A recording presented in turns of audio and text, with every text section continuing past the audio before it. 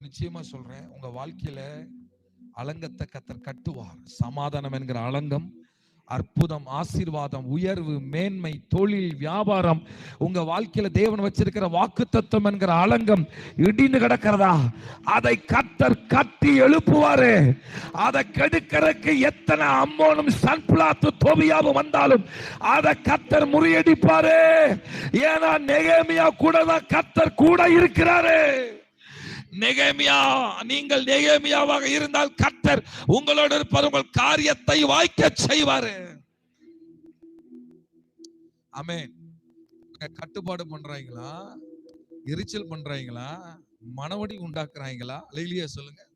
தடுக்க நினைக்கிறாங்களா, கெடுக்க நினைக்கிறாங்க, அல்லேலூயா ஆமென் சொல்லுங்க. இப்போ இதனால நெகேமியா என்ன பண்ணாரு தெரியுங்களா? ஆமென். இவரு இதையெல்லாம் காதலே வாங்கிக்கல. இத குறிச்சு அவர் பெருசா பயப்படல, பாரப்படல. ஒரு பக்கம் அலங்கத்தை கட்டுறாரு, இன்னொரு பக்கம் ஜெபம் பண்றாரு. கரங்களை உயர்த்துற ஆமென் சொல்லுங்க. ஆமென். பக்கத்துல கைப்பிடி சொல்லுங்க, உங்க அலங்கத்தை கட்டிட்டே இருங்க. சொல்லுங்க, வாழ்க்கை என்கிற அலங்கம், ஆவிக்குரிய வாழ்க்கை என்கிற அலங்கத்தை சொல்லுங்க கட்டுங்க. ஆமா, யாரா இடிக்க நினைக்கிறாங்களா, பயப்படாதீங்க, நீங்க கட்டிட்டே இருங்க. ஜெபத்துல, வேத வாசிப்புல, உபவாசத்துல கட்டுங்க.